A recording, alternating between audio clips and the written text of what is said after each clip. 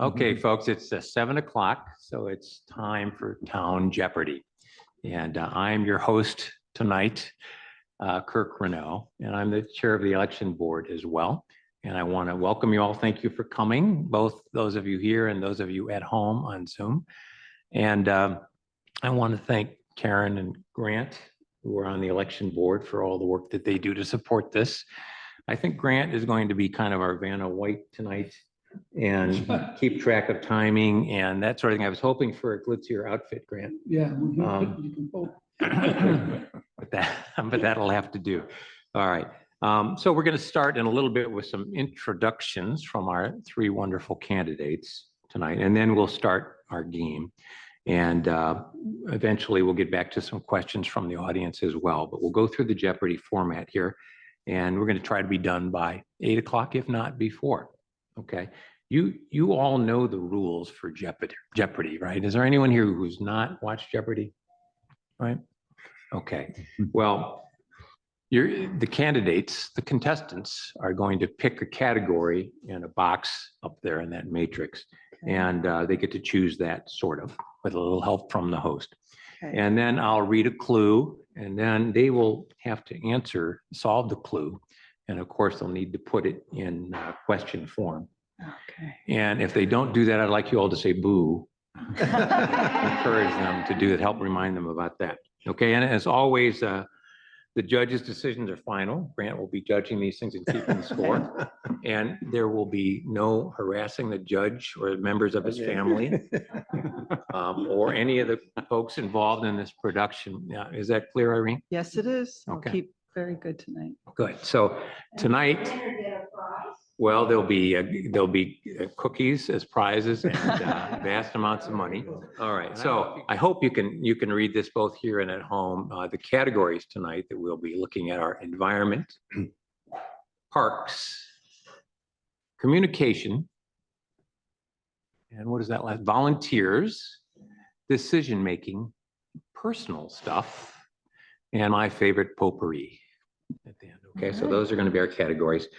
But before we get into that, we're going to have just a brief minute or two introduction by our candidates / contestants. And Irene, you want to go first and tell us a little bit about you and why you'd like to do this for another few years. My name is Irene Lane. I have lived in the town since February 2017, so I'm rather new. I crossed the Potomac Ocean from Northern Virginia to live here. What attracted me to the town was its walkability, and I wanted to think through what kind of lifestyle I'd like to have as I kind of grow older and think about the types of activities I'd like to do. And it wasn't available in my former community, so I'm just so thrilled to be living here. I live on Aspen Street, and I started to get involved. I started to get involved in town affairs through the Climate and Environment Committee. At the time, I met Mayor Mary Flynn, and that started to kind of dive into different issues, one of which, and initiatives, one of which was the Denison Garden, which was a really lovely project that finished up just before COVID, unfortunately, commenced.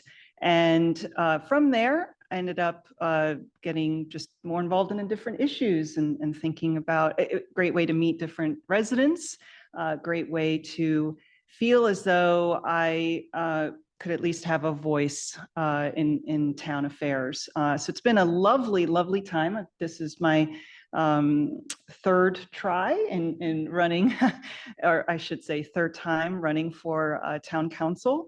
And I find it to be very enlightening. I enjoy the different, sometimes complex issues that come before us as town council members and how we try and problem solve and thread the needle. And I'm just excited at the prospect of what the next 2 years can be, working with these two gentlemen and also colleagues Stephanie and Joy. We're a great team and communicate very, very well and come at different issues from different perspectives. And I think that helps a lot in trying to come up with a solution that might work for all. So, Okay, great. Thank you. thank you. Well, Rich, why don't you go next?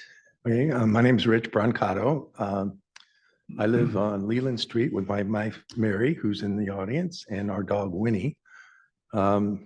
It's probably, if any of you recognize me, it's from walking my dog in the neighborhood. I like to take, we like to take long walks, and she's a twirler. She's a spinner. If you ever have your dog meet my dog, she'll spin around for you and have a good time. I came to the town by way of Mary. Mary's been here since 1982. And I came in the early 2000s. And about that time, got involved with the Purple Line Committee and was on all of the iterations of the Purple Line Committee from the beginning until we essentially disbanded the committee, but we still keep a close eye on the Purple Line. And then was chair of the Public Services Commission for a couple of years. And we did a lot of interesting things in the Public Service Committee. It's when we put in the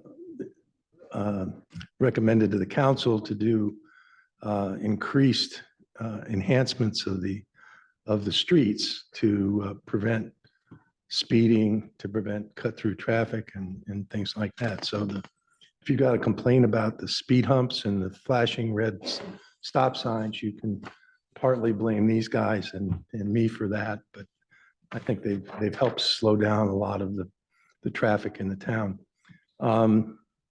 It's been a pleasure the last 2 years working with the council. It is a good group of people.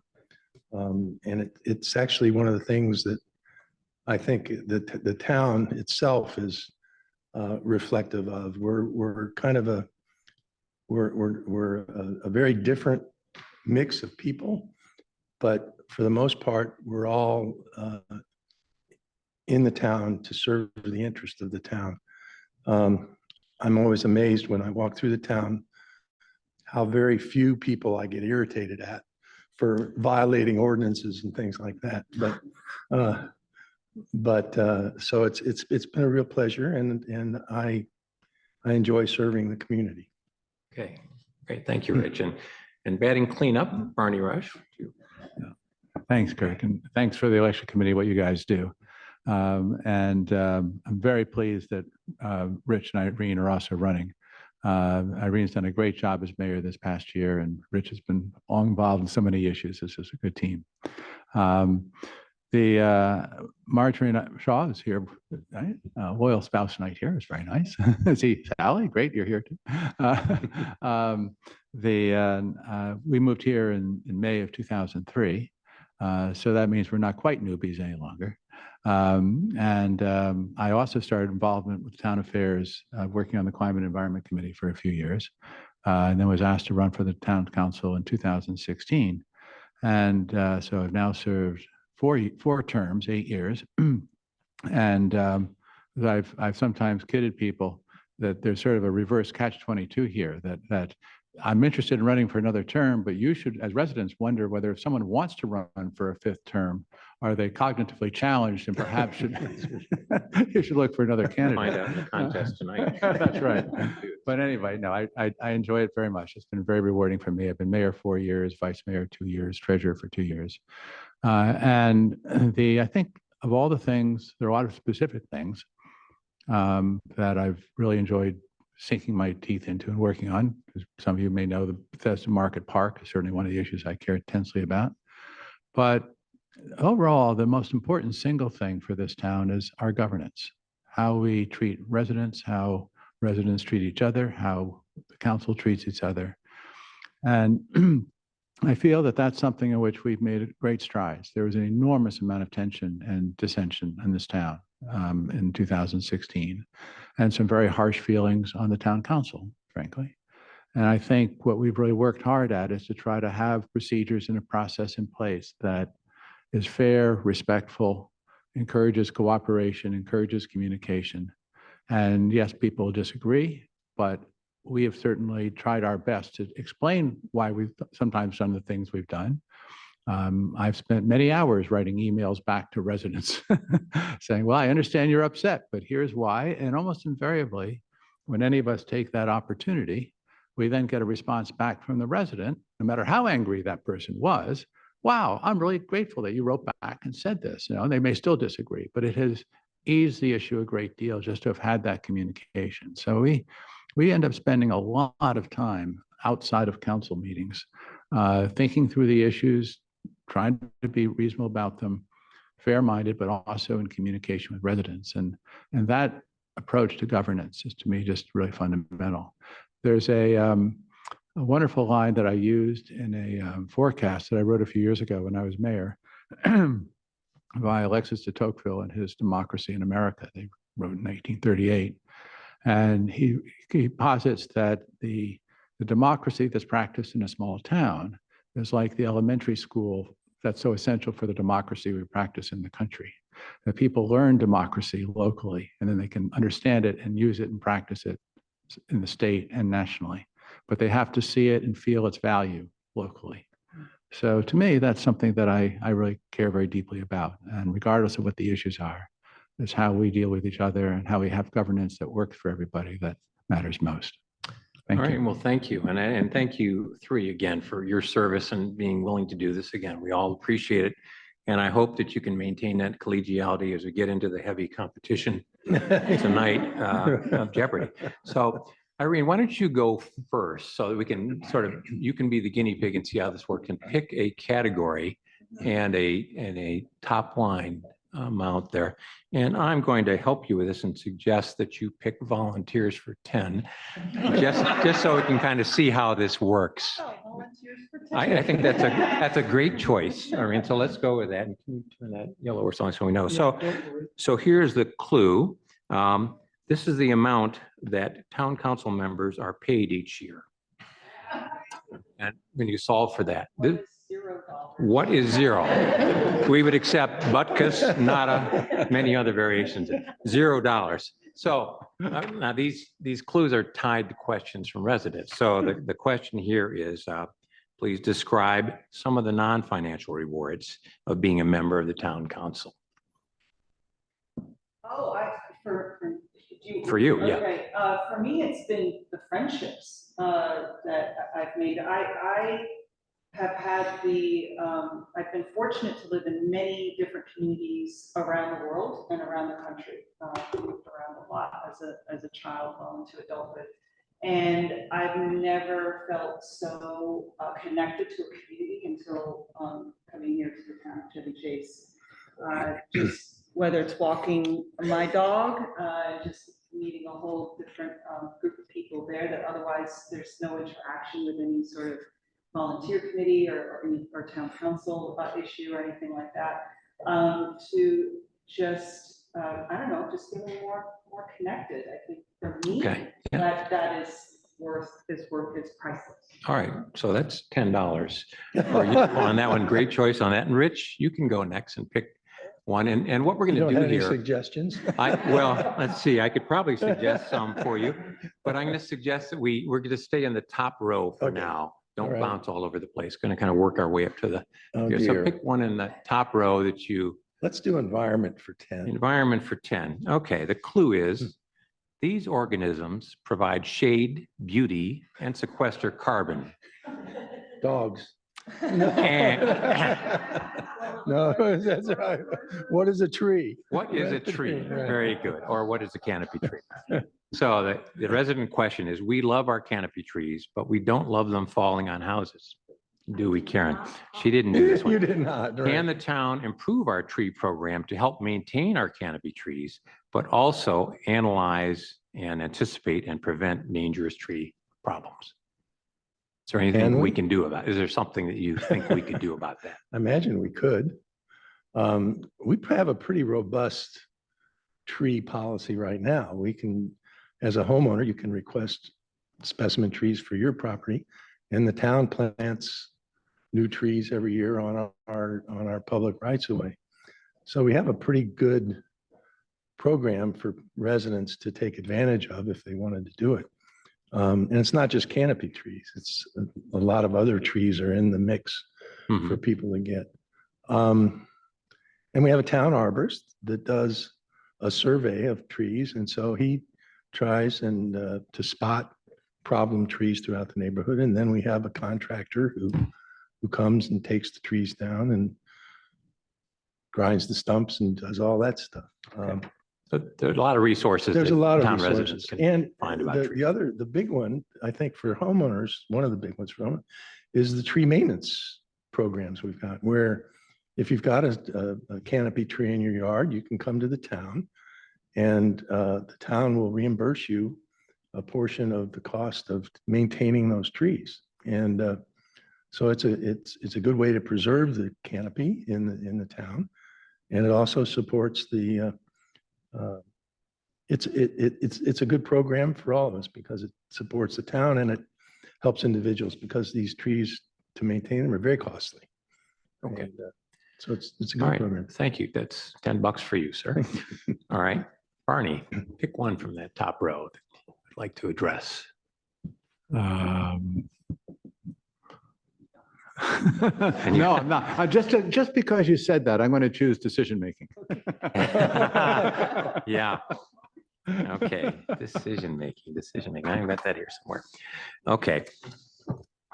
These are things on a list of meeting topics. These are things you'd find on a list of meeting topics. Things you'd find on this. Sometimes a meeting list would be called in advance. You'd get a copy of a preparation for a meeting. It would have. What is an agenda? What is an agenda? Very good. What are agenda items? Excellent.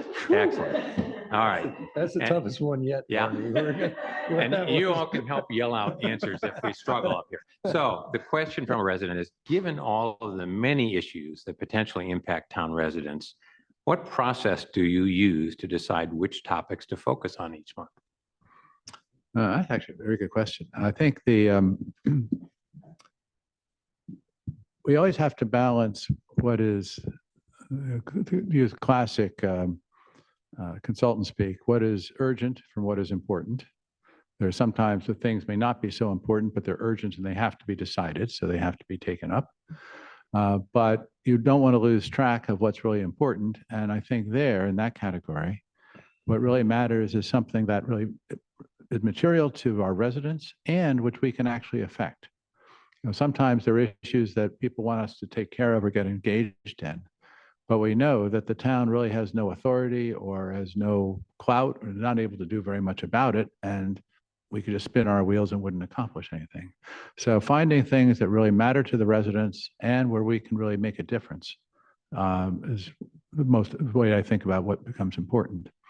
And I will say in that, the town really has, I think, over certainly the period of time that I've been on the council, steadily made, I think, a huge amount of progress in how well our town is regarded and respected and looked to by the county government. This started when Scott Foster was mayor. Mary Flynn did a great job. I've been involved on it. Irene's done a great job, but the whole council's been involved. And, there are, as many of you may know, there are 5 different Chevy Chases. There are also many other small municipalities, but the town has a really outsized voice because of the care and consideration we put into our communications with the county. Just recently on work on housing, affordable housing, the planning department specifically came back to Irene and said, we really listened to your testimony on this. It really matters to us to know what the town is thinking. And I think that's just a long journey that the town has been on to improve our ability to influence, which in turn means that there are more things that are important that we actually should be engaged in because we think we can make a difference. All right, thank you. And that's, and you didn't mention spreadsheets either in that, which impressed me there. All right, so Irene, back to you. I'll take communications for $10. Communications for $10. Okay. We're going to be This- here until 10 o'clock tonight. if Yeah, we do all might. this. With the way we There's a lot of talk, money with left the up way there we to talk, be right. earned, Rich. So this is a very popular town listserv. Listserv. What is What is the listserv? I don't, Yeah. for the town neighbors. What is Town Neighbors? Okay, good. And the question about that is Town Neighbors has been very popular with residents who like to see it lightly moderated, but this demands a lot from volunteer moderators. Have you considered offering town staff support to help with moderating chores? So I think one of the more successful aspects of the town neighbors listserv is that it is separate communications from the official, town government communications. Allows residents to talk with each other, allows different issues to be ventilated and all of that. I think the moderators have done a fabulous job. I don't think there's anyone out there who would feel otherwise. But there have been some discussions about how, because it is, I don't want to call it necessarily a burden, but it's very time consuming work for the moderators themselves. And I have had a couple of discussions around, I haven't so much ventilated this with the rest of my council colleagues, but talking through what other ways to simplify the topics that are being, I should say, have different categories and then have a moderator for a particular category. So that's been kind of, so that it doesn't have an inordinate number of messages to get through in a particular day, but something a little bit smaller. I don't personally advocate that there be town staff that would moderate. As certain issues come up, people do send emails to the town office anyway. So eventually it's, something that we do interact with or take initiative on. But I believe personally that the listserv should stay. Okay. All right. Thank you. Rich, you're up. Pick one. Let's do parks for 10. Parks for 10. This will stretch my memory for Yeah, the naming of any well, of the and again, parks. if any of these topics or clues are ones that once you hear them, you decide, oh, I'd like to hand that off to my colleague. Oh. You may ask. You may ask. Okay, And all if right, they all right. accept, of course, they're Okay, going to get all the right. money from your choice. Okay, all right. So let me be clear about that. So the clue for Parks for 10, female farmers might go here. Female farmers No, might go here. Maybe the farm women's market. What is the farm women's market? Excellent. Now, you Yeah, almost right. didn't get that in Yeah, question right. form, but you recovered nicely. So what is the farmers? Okay, the Farm Women's Market project appears to now need significant additional financial resources. What is the current amount needed from the town? And what is the highest amount that you're willing to provide for the project? Well, I could give you a simple answer, but I'm going to ask Barney to handle this because he's been Thought so you might. intimately involved with this. All right. You're You're going to get the and you can have $10 10. from. I You get the can have $10. Okay. You can actually have If you more than choose to 10 do for the that. scale. The additional amount that we think is needed to really get the park, we'd really be excited about with lots of amenities. We came up with a high number of but a high level number of $5 million, which is added to an underlying budget of $9.4 million. That's strictly for the parks. That doesn't include putting in the underground garage, which of course is a central component. You don't get the park without putting in the garage. And that's 18 million. But we're not involved any further with that. The money, the 5 million, our contribution of what would be 3 million, as part of that 5 million is going entirely for the additional amenities on the park. And it really is necessary. And the more work we've done, Irene and Todd Hoffman, our town manager, and I have done on this, the more essential it really is. In fact, I think it's fair to say that if we did not get this additional package of financing, that the park that could be built would not have any amenities. It would be turf, it would be walkway, it would have some benches, it would have some trees, but there would not even be a dog park. There would be nothing else because of the cost structure.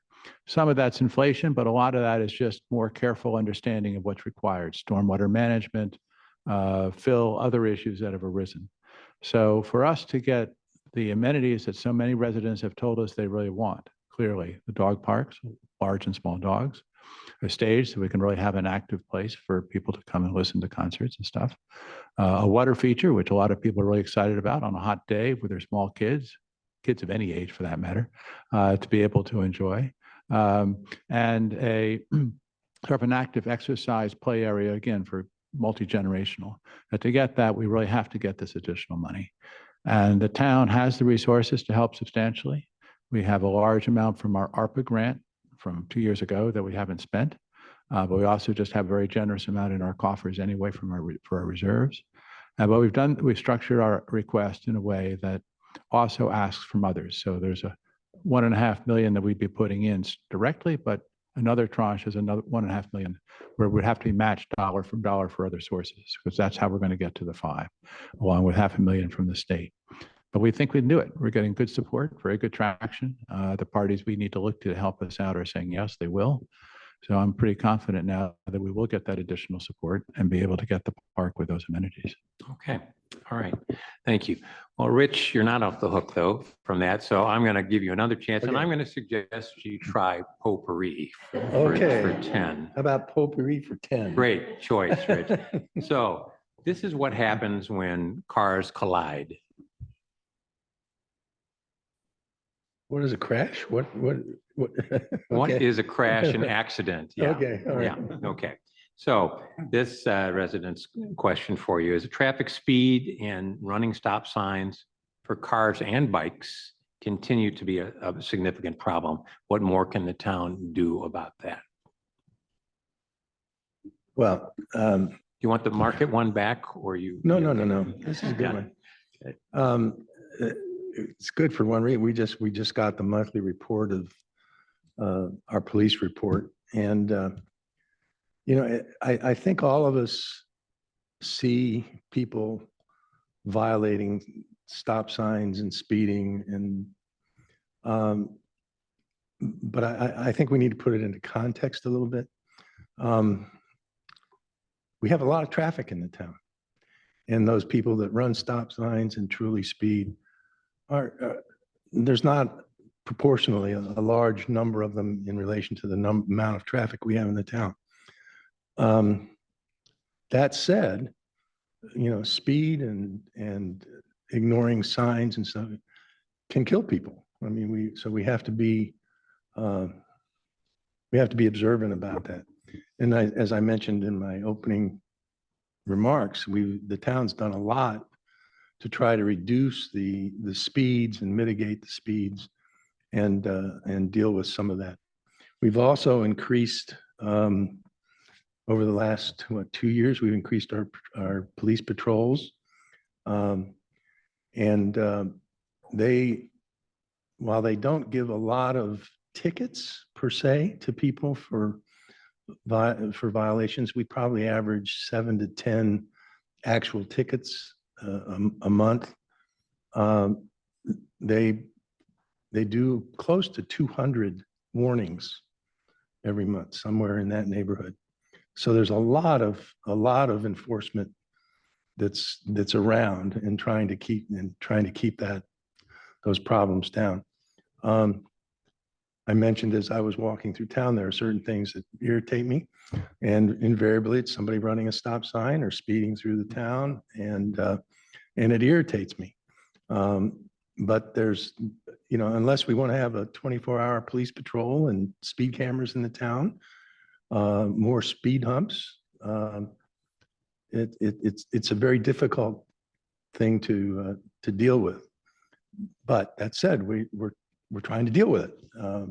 And you have a mechanism for people who have particular hotspots that they want to tell you about, a and corner the or police an patrol. intersection. And when Todd gets complaints about things happening at certain intersections, he'll tell the police officers, we'd like you to patrol that area a little more vigorously.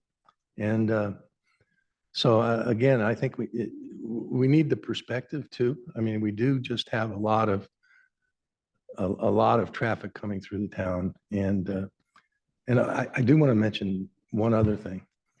When I was on the Public Service Committee and we did the town traffic study, 30% of the problem is town residents.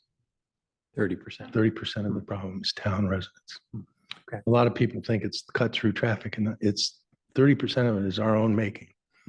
And so again, I think it's our duty as citizens in this community to obey what our ordinances are. So, Yeah. Okay. Yeah. All right, thank you. So Barney, you could pick anyone left on the top row that has not been taken. I can't go to parks for 50. I have to No, go. you can't do that. I know you want to. Okay. All right, then I'll take personal for 10. Okay, good, good. So this is a term for something unexpected, a word for something unexpected. A word for something. Just a synonym. Surprise. Surprise. What is a surprise? Good. You caught him there. What is a surprise? So, and you're each going to get a chance to answer this one. Oh, So good. what do you think people in the town might be surprised to know about you? Well, I can't say that the fact that I play alto saxophone, because a lot of people know that now. You actually gave a warning, you might ask this question, so I thought about that. I didn't learn to read till I was in second grade because I was dyslexic, and it took me a while to figure that one out. Well, you've done well. All right. I graduated. All right. Irene, do you want to respond to that one? I think residents might be surprised to know that I worked for in England. Back in 1992, I worked for the Conservative Central Party as an internship, and my direct boss was David Cameron, who ultimately became Prime Minister of the UK. And above him was Chris Patton, who was the last governor of Hong Kong before it was turned over to China. So I thought that would be my little surprise there. And you didn't get to meet any princes or anything when you Did were? not. No, okay. stuck with just the policy. The Prime Minister's okay. All right, Rich. Those are very succinct. I was going to tell a whole story, but Yeah. Got a time limit on it. now that I think about it and listening to these two, one of the things that I was a federal civil servant for about 40 years. And I spent 2 tours in the White House, one with President Carter during the energy crisis and dealt with energy issues there. And the second during the Bush administration. And we were looking at the effects of the Hurricane Katrina and what we learned from Hurricane Katrina. And interestingly enough, in the last, a lot of those recommendations out of that report we did are now embedded into the operating procedures of the Federal Emergency Management Agency, law enforcement agencies, and some of the other agencies that deal with things happening after horrible events. All right. Well, that's great. Thank you all for that. And we're going to try to maybe speed it up a little bit as we go through the second round there. So we'll get out of here tonight. We won't get out. We may not get to all of them, but Irene, why don't you pick one in the second round? Decision-making for 25, please. Decision-making for 25. Okay. This is a term for someone who runs a school. What is a superintendent? What is a principal? A principal, right. What is a principal? And if you change the spelling on that a little bit, what principles guide you in your thinking when the town decides whether or not to wade into larger issues beyond our borders? Maybe gun control, climate change issues, things that are not of immediate town concerns. How do you decide whether to go there or not? So a lot of it is based on what town residents themselves are communicating to us about. So we don't necessarily know what's on the hearts and minds of people as they wade through different national issues or regional issues. But in communicating with us and coming up with perhaps suggestions or ideas for could the town help in X, Y, and Z is something that is one of the principles that we follow. Is there resident interest in getting involved in this topic? Mm-hmm. Personally, there's different times that we're contacted to do proclamations. And another principle that I follow, again, this is a personal thing that I try and encourage with my colleagues as well, is I don't like issuing a proclamation without having an action and oriented approach to it. Unless there is something meaningful, something tangible that the town can do towards this particular effort, signing a proclamation along with 1,000 other cities is not something I'm personally interested in. So. Okay. All right. Arnie, why don't you go next?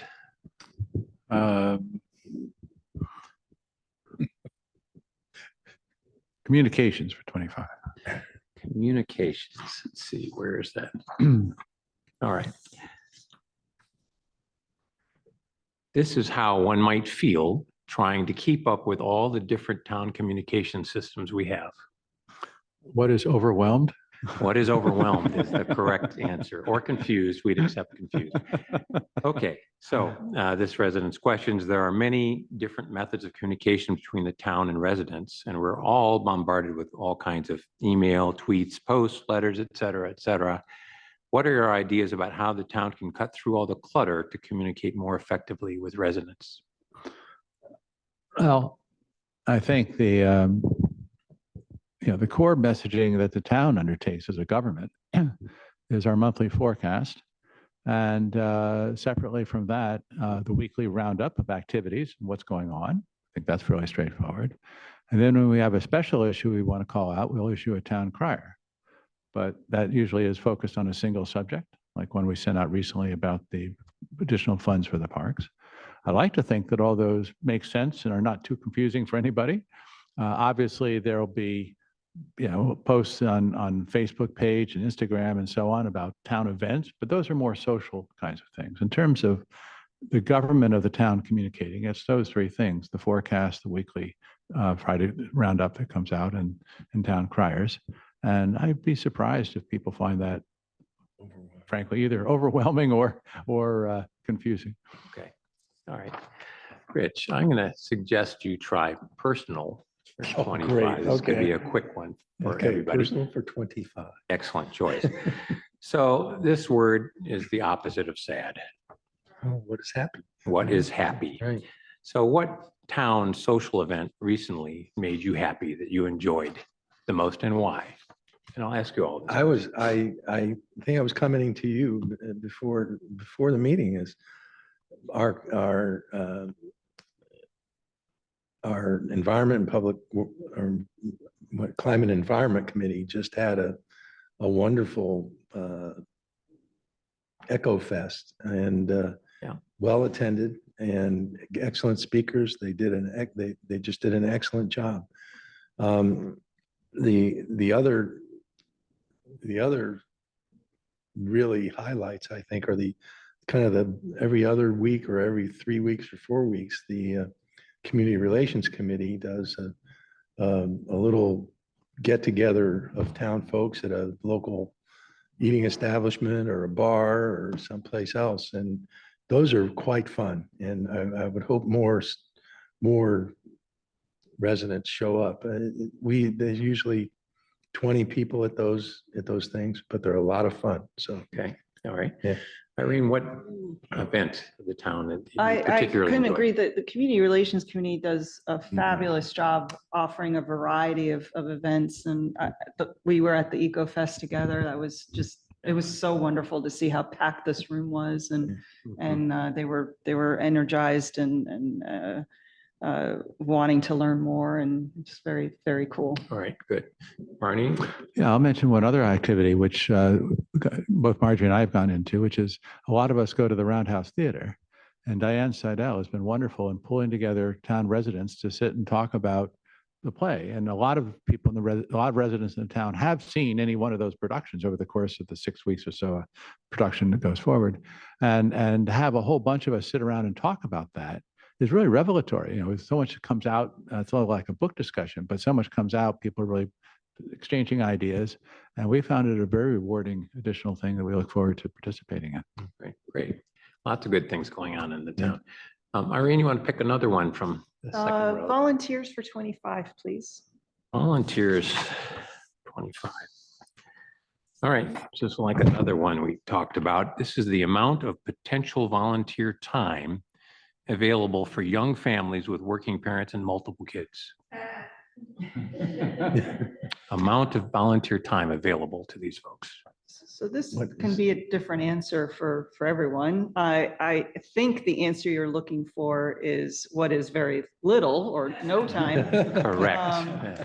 But I'm of the belief you make time when it's important to you. So yes. All right, so the answer was what is very little, and the question that went with that from someone was, well, we've experienced several years of uncontested elections and vacancies in town committees. What could the town do to make volunteer service more possible, more appealing to more people, And do you have any specific ideas for ways that young families can participate more? Yeah, so last summer, there was an appeal, special appeal for town committee volunteers.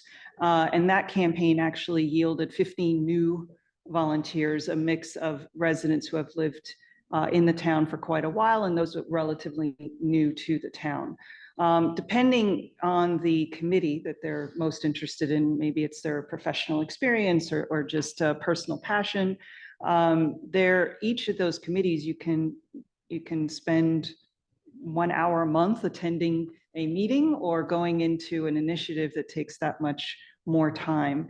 I would be very happy to hear of other ideas as to how other ways people would want to be involved. For example, on the Community Relations Committee, if they're only able once a year to, they have one, particular event that they'd like to be involved with and do once a year, and that's all that they want to do, fine, let's have them get involved. They don't have to be a showing up to each month to a meeting, but every little bit helps so that you don't have a few people doing it all if everyone does their little part. All right, So. thank you.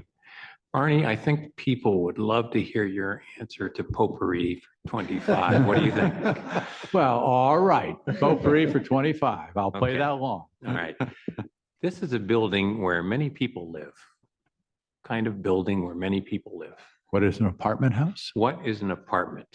Okay, and the question going with that is, tell us about housing policy. What are your thoughts on balancing state and county efforts to make more affordable housing available, balanced with resident desires to retain the town's current character, residential character? Easy question. A very easy question. I think to unpack that, there are a couple of strands. One is in respect to the town's character. I think the town's character is changing under any circumstances. Even if every single home remains a single family home, the fact is that a certain number of homes every year are torn down, new homes are built that go for millions of dollars. And so over time, the character of the town will change just because a community that's already affluent will become a narrower and narrower bandwidth of really affluent and wealthy people. So when people say they don't want to see the town character change, they're often thinking just in terms of the physical landscape in our homes. But my feeling is it's changing anyway economically. So the real question is not how do you prevent change, but how do you get change that we think is best for the town and for the residents?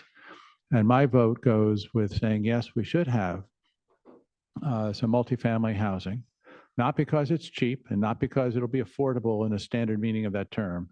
That's not going to happen because of the land values, but because if there are some duplexes and some triplexes that also get built, it at least maintains some bandwidth of housing options for people that otherwise get closed off because of new single family homes that cost $3 to $5 million. So to me, trying to open up and keep some spread in our economic width of incomes in the town is very important. There are complexities to that and some countervailing factors I won't go into, but fundamentally, that's how I think about the issue of character, that who lives here is that character. It's not just what buildings are here. In terms of affordability, here we've had to be very clear with everybody that given the land values, nobody should think that putting up a duplex in the town is going to lead to affordable housing. That's not going to happen. So we have to decide if those policies are good for the town, standing on, in its own terms, recognizing who is likely to be able to buy those homes. As I said, I'm in favor of it. I do think it needs to be monitored. There's another long answer about how much and so forth by degree, but in principle, yes, I'm in favor of that. Okay, thank you. It's a tough one. Rich, you want to take one of the last couple in the second row there? Well, I'll do environment for 25. How's that? All right, environment for 25. This causes temperature and sea level rise. Yeah, you want me to say, what is climate change? What is climate change? Excellent. Yeah. That's $25 for you, sir. All right. The question with that is the town continues to create regulations to address climate concerns, but many of those put the onus on residents to change. Is there anything the town can do to change its own operations? For example, using more green power or converting vehicles to EVs? It's an interesting thought. I think the town hall here is electrified through the solar panels on the roof of the That's of the center itself. Well, I think it's quite a substantial contributor to cutting the cost of operating the town's office.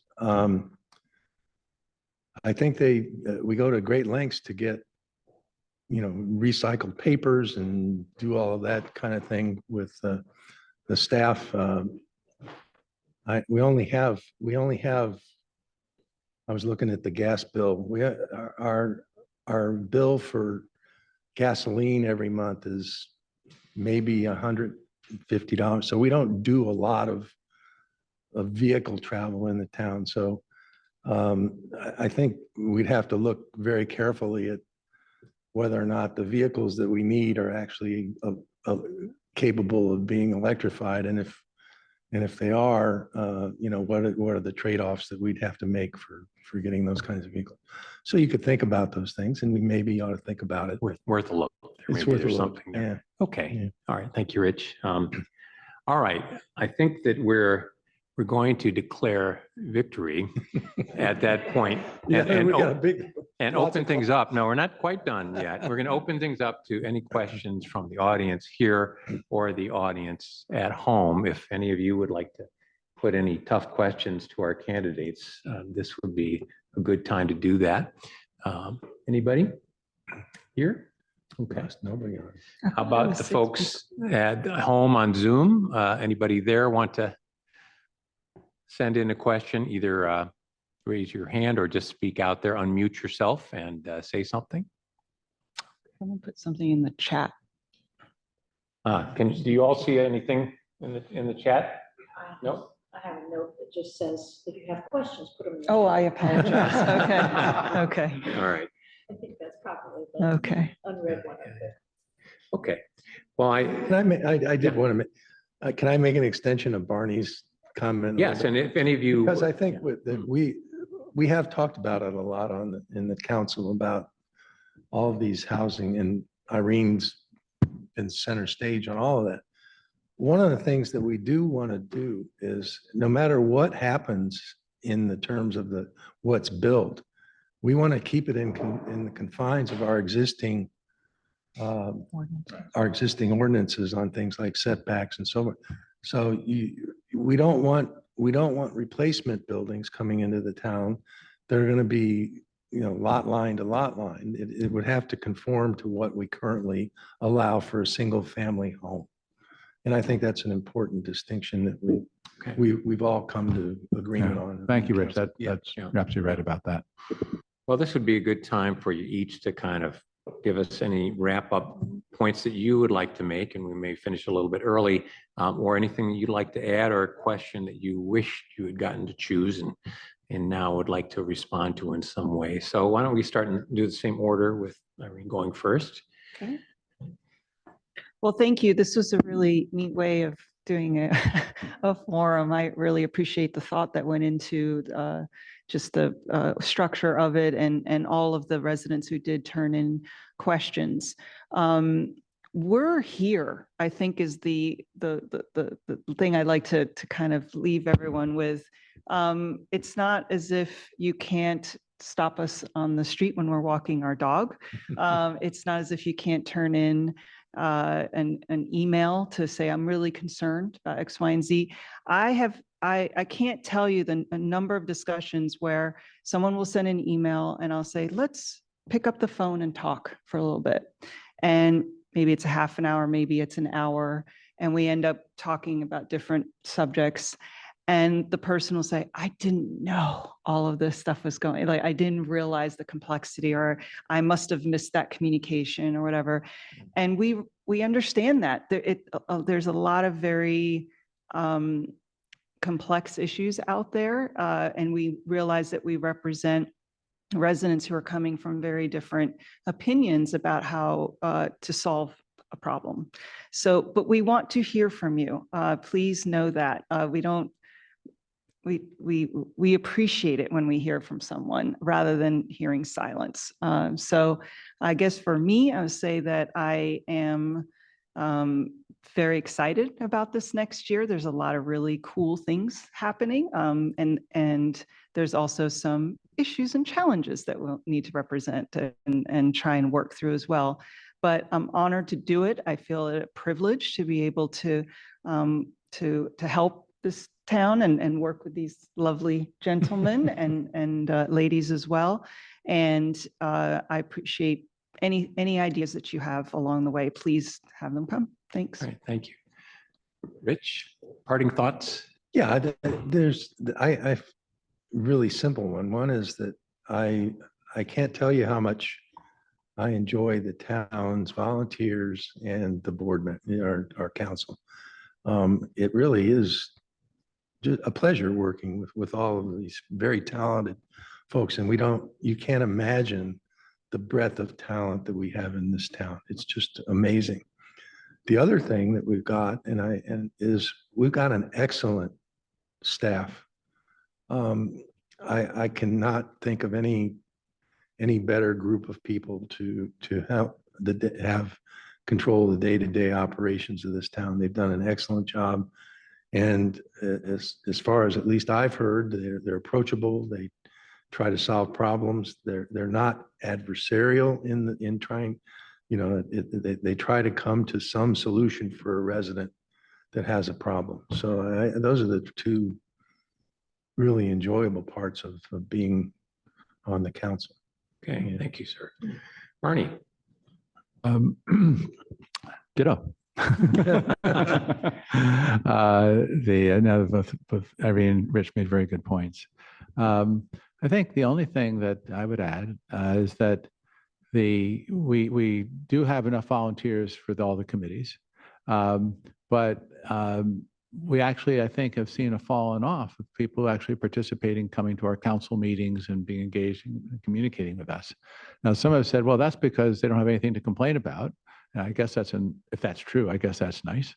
But on the other hand, it is, I think, a change of times. And I think it's not just in our municipality, but also elsewhere. That perhaps because of COVID, getting used to Zoom, lives just getting busier, whatever the reasons are. I know when I first joined the council, we could look out from the council meetings that we used to have. We'd be sitting over there, and there'd be 20 to 30 people in the room. The last couple of council meetings, we've had zero. Nobody. And again, maybe because indeed people are happier and there's not the dissension issues that concern people. But on the other hand, my fear is there's also the less involvement, and that's notwithstanding the wonderful work that the committees do in the Community Relations Committee. But we really do care about having input and being able to talk through things with residents. So we hope that will bottom out and come back up, and we'll within the next 2 years, we'll have more people showing up at our meetings. But we hope that's true, because democracy is a two-way process. We on the council have to practice it, but our residents need to practice it too. All right. Well, thank you. One more piece of business here. I need to ask our judge who the winner was tonight. They tied. It was a tie. You're all winners. And again, thank you so much for what you guys do.